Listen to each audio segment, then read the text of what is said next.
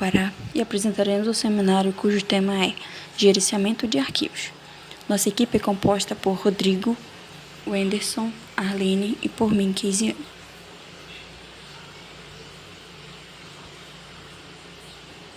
O sistema de arquivos consiste no armazenamento das informações nos dispositivos físicos. Temos como, por exemplo, o disco de rígido, pendrive e CD-ROM. O sistema de arquivos é a parte mais visível do sistema operacional, devido à manipulação de arquivos, que é uma atividade realizada pelo usuário de maneira frequente. Ocorre de maneira uniforme e dependente dos diferentes dispositivos de armazenamento.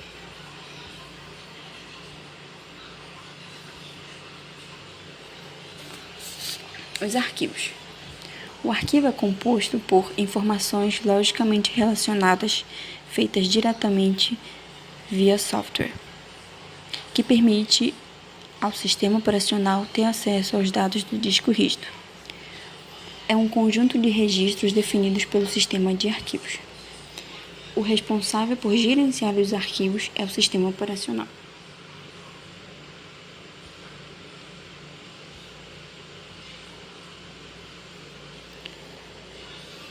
Como são estruturados, nomeados, acessados, usados, protegidos, implementados e gerenciados são tópicos importantes no projeto de um sistema operacional. A nomeação de arquivos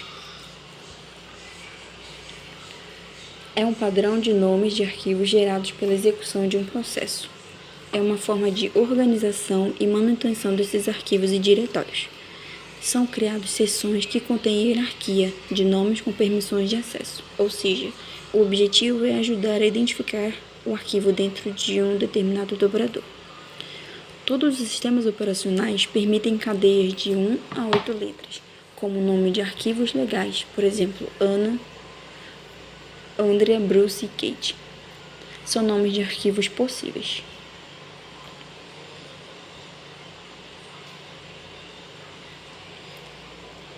Aqui nós temos uma imagem de algumas extensões comuns de arquivo. Do lado esquerdo, suas extensões, do lado direito, seus significados. Nós temos aqui, nesta imagem, a estrutura de arquivos. A estrutura de arquivo, elas são organizadas de maneira sequencial, relativa e indexada. A sequencial, os primeiros sistemas operacional só armazenam arquivos em fitas magnéticas. O acesso aos registros eram feitos na ordem em que os registros eram gravados. Não era possível acessar diretamente um registro. A gravação de registro era feita apenas no final. Nós temos também acesso direto, entretanto, através do disco magnético, que tinha um acesso mais eficiente. O acesso direto permite leitura, gravação de um registro diretamente na sua posição. O acesso é realizado através do número de registro, que é a sua posição relativa ao início do arquivo. Não há restrição com relação à ordem que os registros são lidos ou gravados. Só é possível quando o arquivo é definido com registro de tamanho fixo. Faz-se um cálculo na posição do registro dentro do arquivo, com base no tamanho e número do registro. Isso permite encontrar a posição exata, por isso o acesso direto. O acesso indexado ou por chave tem como base acesso direto. Os arquivos com organização indexada possuem uma área de índice onde existem ponteiros para diversos registros. Ao acessar o registro, deve-se informar a chave do registro e com essa chave é possível buscar na área de índice o ponteiro correspondente à chave do registro.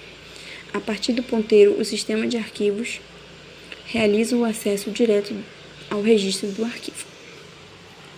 Aqui na estrutura de arquivos nós obtemos essa imagem, que nós podemos ver 3 tipos de arquivos. Letra A, sequência de bytes, letra B, sequência de registros e, por fim, a letra C, em árvore. Os tipos de arquivos.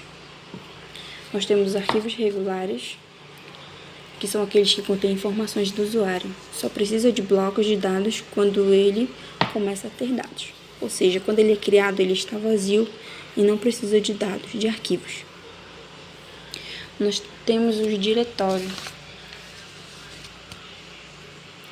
o diretório, que é uma estrutura de dados em árvore que contém elementos associados aos arquivos.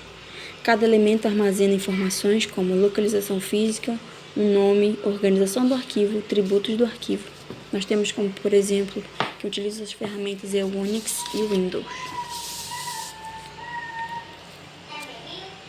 E arquivos especiais de caracteres. Nós temos também os arquivos especiais de blocos.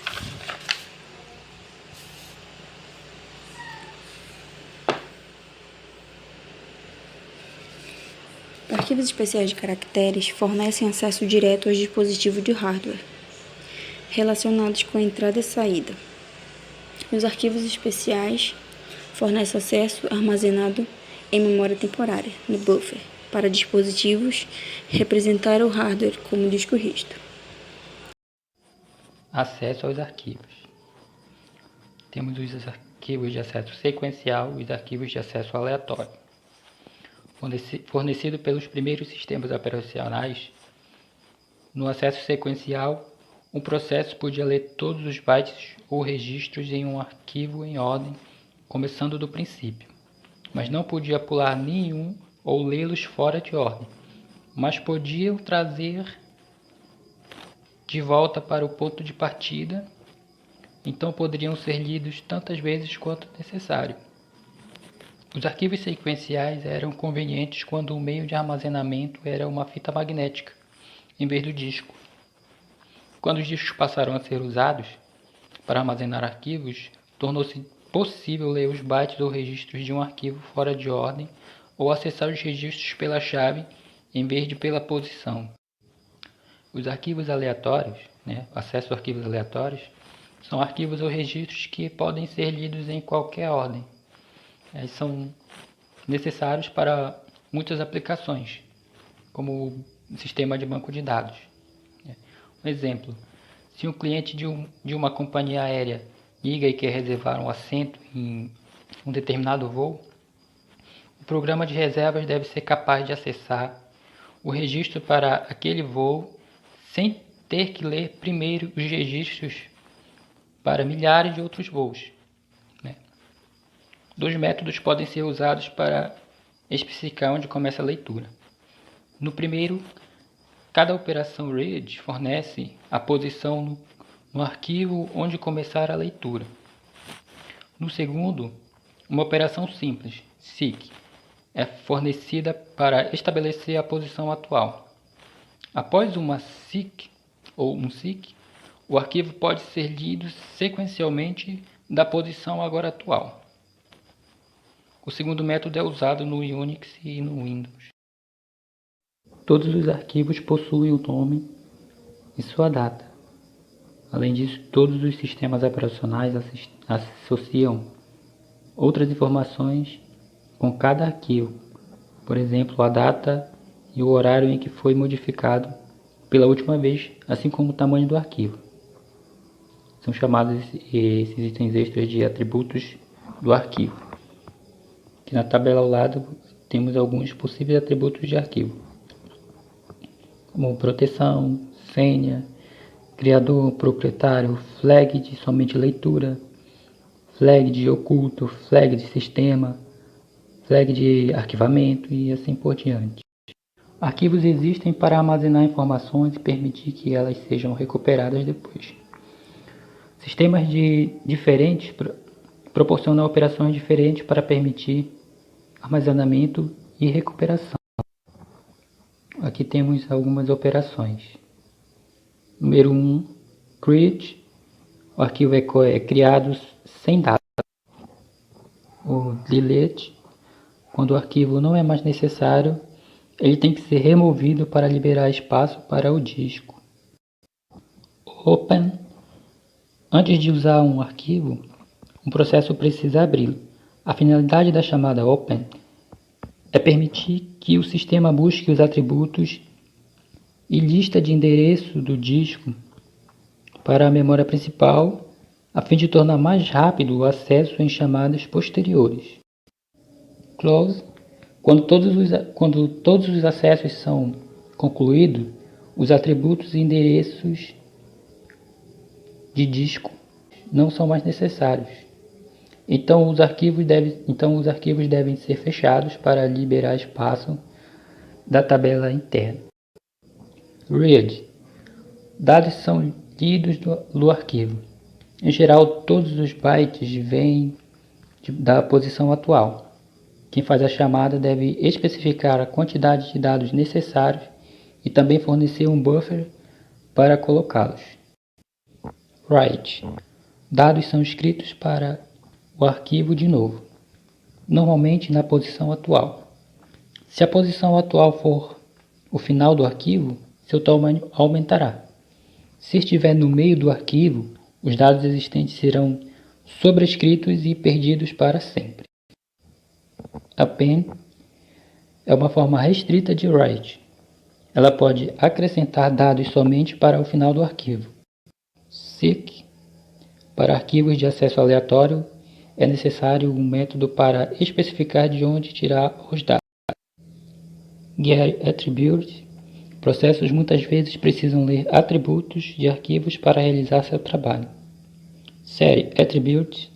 Alguns atributos podem ser alterados pelo usuário e modificados após o arquivo ter sido criado. E rename. Quando o usuário precisa mudar o nome de um arquivo. Essa chamada de sistema torna isso possível. Gerenciamento de arquivo no Windows. O gerenciador de arquivos do Windows é chamado Explorer. Ele tem a função principal de visualizar os arquivos existentes no computador. O gerenciador de arquivos pode ser acessado de várias formas. Quando você abre a pasta Meus Documentos, é aberto um gerenciador de arquivo que está mostrando o conteúdo da pasta Meus Documentos.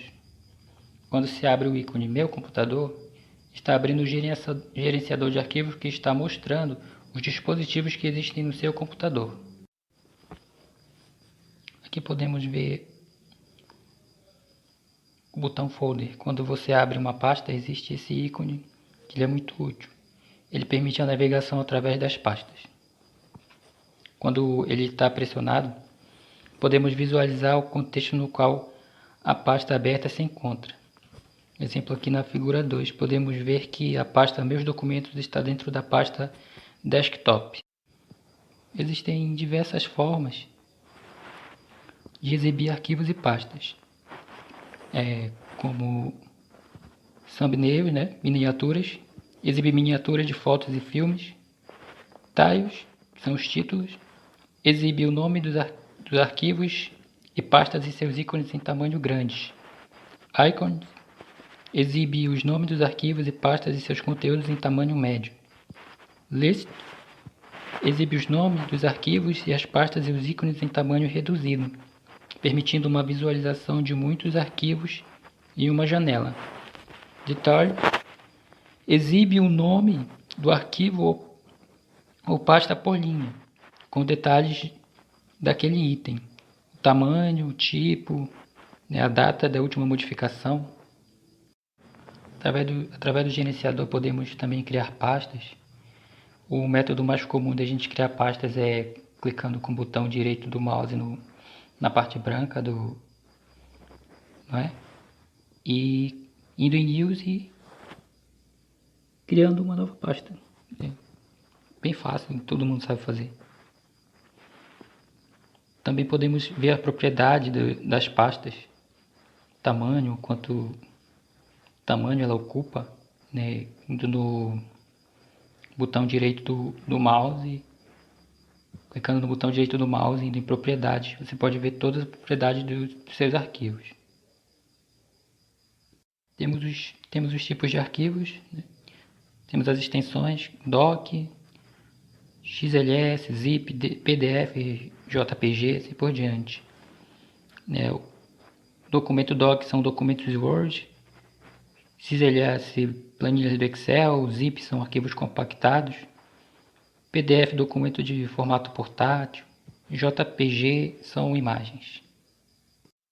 Temos também um menu de ordenação de itens, mostrando a janela onde você pode organizar suas pastas, seus arquivos por nome, tamanho, data e assim por diante. A barra de status mostra informação sobre a pasta ativa, sobre o disco. Dando continuidade aí ao assunto de gerenciamento de arquivos, vamos falar agora do gerenciamento de arquivos no Linux. O sistema de arquivos do Linux, ele é semelhante a uma árvore, aí no caso uma árvore de cabeça para baixo. No topo dessa hierarquia do Linux existe um diretório raiz, nomeado simplesmente de root ou identificado com o sinal de barra. A estrutura do sistema de arquivos do Linux ele é definida por um padrão de mercado chamado FHS. As distribuições não são obrigadas a seguir este padrão, mas elas entendem a importância da localização dos arquivos e diretórios padronizados. Na imagem da direita aí vocês podem ver como é essa árvore de cabeça para baixo, que representa a hierarquia aí do Linux. O tratamento de arquivos do Linux. Um diretório, no caso, como foi falado, é como se ele correspondesse ao conceito de pasta do Windows, mas no Linux seria chamado de diretório. Pode ter outros diretórios ou arquivos. Dizemos que um diretório é filho de outro diretório. Quando ele está logo abaixo do diretório em questão, o diretório que está no nível acima é chamado de diretório pai. O diretório raiz no Linux, ou diretório barra, é o diretório com maior hierarquia entre todos os diretórios do sistema. O que isso significa? Significa que todos os diretórios do Linux ficam abaixo desse diretório. A seguir são apresentados os exemplos de diretórios que normalmente ficam abaixo do diretório raiz, no caso de barra.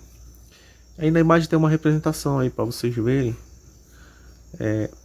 No topo aí dessa hierarquia está o diretório barra e abaixo estão os outros que iremos falar agora no decorrer da apresentação. Como vocês podem ver aí na imagem, é assim que está organizado lá no Linux, o diretório barra e os outros diretórios na hierarquia. No caso, todos os arquivos e diretórios do sistema Linux no computador partem de uma única origem, que é, no caso, aí, o diretório raiz, mesmo que eles estejam armazenados em outros dispositivos físicos. É a partir do diretório raiz, então, que é representado pela barra, que você poderá acessá-los. Também vale relembrar que o único usuário do sistema capaz de criar ou mover arquivos do diretório raiz é o root, como foi falado no slide anterior. Isso evita então que usuários cometam erros e acabem comprometendo a integridade de todo o sistema de arquivos. Os binários executáveis, o bar_bin. Nesse diretório estão localizados os binários que são executáveis, que podem ser utilizados por qualquer usuário do sistema. São comandos essenciais usados para trabalhar com arquivos de texto e alguns recursos básicos de rede. Os binários dos sistemas.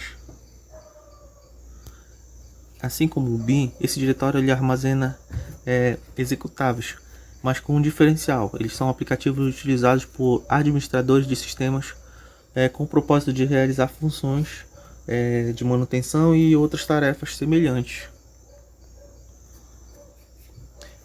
Os programas diversos /USR.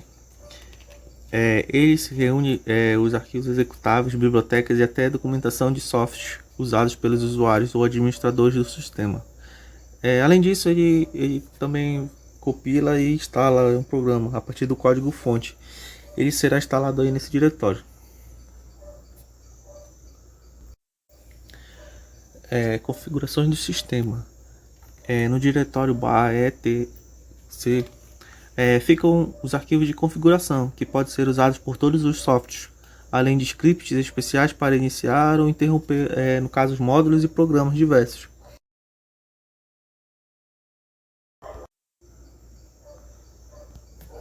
As bibliotecas. No /lib, nesse ponto do sistema de arquivos, ficam localizadas as bibliotecas usadas pelos comandos presentes em bin, em /bin e /sbin. Normalmente os arquivos bibliotecas começam com prefixos ld ou lib e possuem uma extensão so. Os opcionais, o /opt. ficam os aplicativos adicionais que não são essenciais para o sistema.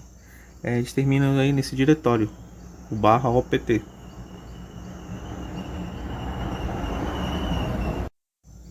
Já os arquivos pessoais, eles ficam aí nesse diretório /home. Nesse diretório ficam, no caso, então, os arquivos pessoais, como documentos e fotografias, sempre dentro de pastas que levam o nome de cada usuário. Vale notar que o diretório pessoal do administrador não fica no mesmo local, e sim em /root. A inicialização fica no diretório /boot.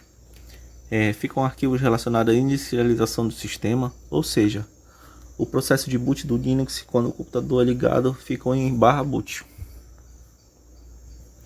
No caso, os volumes e mídia ficam no /nt e no /media. No caso, quando for acessar um arquivo de CD, pendrive ou disco rígido presente em outra máquina de rede, é necessário montar esse conteúdo no sistema de arquivos local. Isso é torná-lo acessível, no caso, como se fosse apenas mais um diretório do sistema. Em /media ficam montadas todas as mídias removíveis, como dispositivos USB e DVDs. Já no diretório /mnt fica reservado para aos administradores que precisam montar temporariamente um sistema de arquivos. No diretório serviços, representado pelo /srv, dados de servidores e serviços de execução no computador, eles ficam armazenados aí então dentro desse diretório. No diretório arquivo de dispositivos, representado pelo /dev, ao plugar, no caso aí um pendrive, por exemplo, um arquivo será criado dentro do diretório /dev e ele servirá como interface para acessar ou gerenciar o drive USB. Também nesse diretório aí que você encontra caminhos semelhantes para acessar terminais e qualquer outro dispositivo conectado ao computador, como mouse e até modems. Já no arquivo de variáveis, representado pelo /var,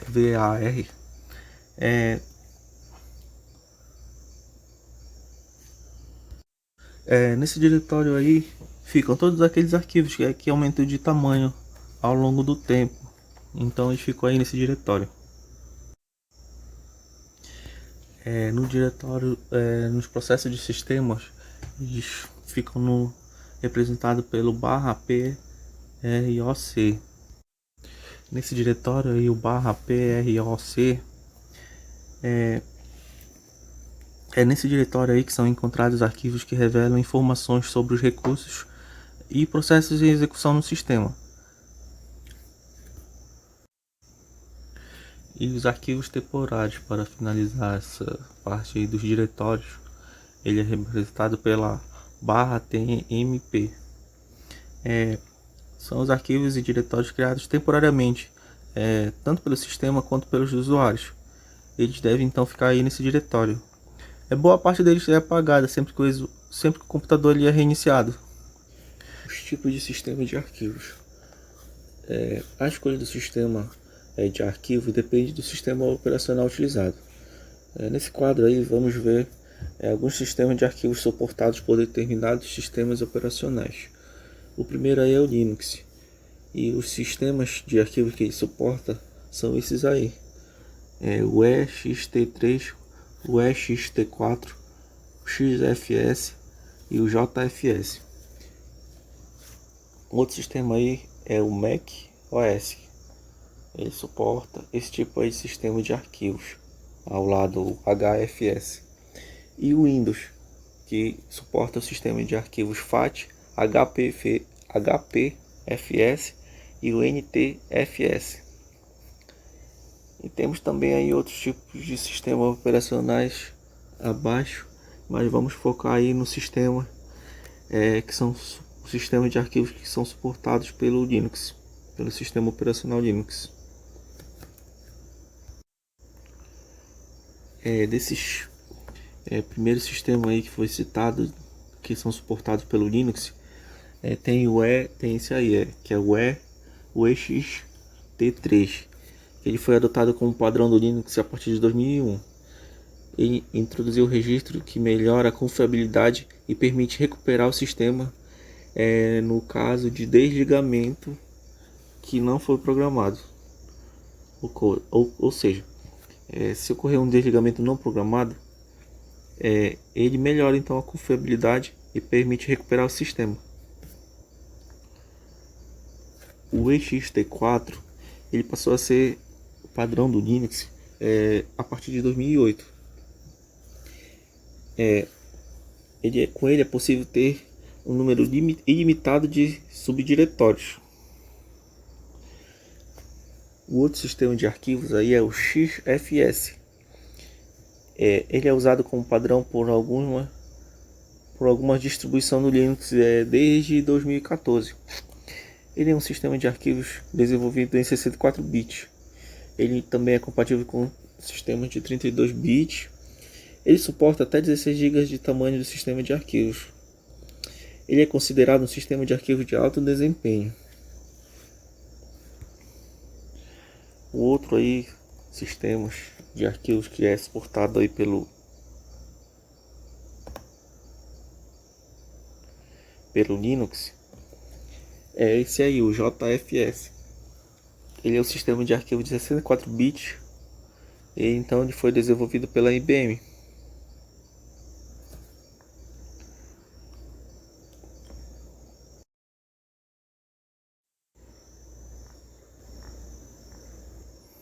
Então é isso aí, pessoal. Essa foi a nossa apresentação aí. Muito obrigado.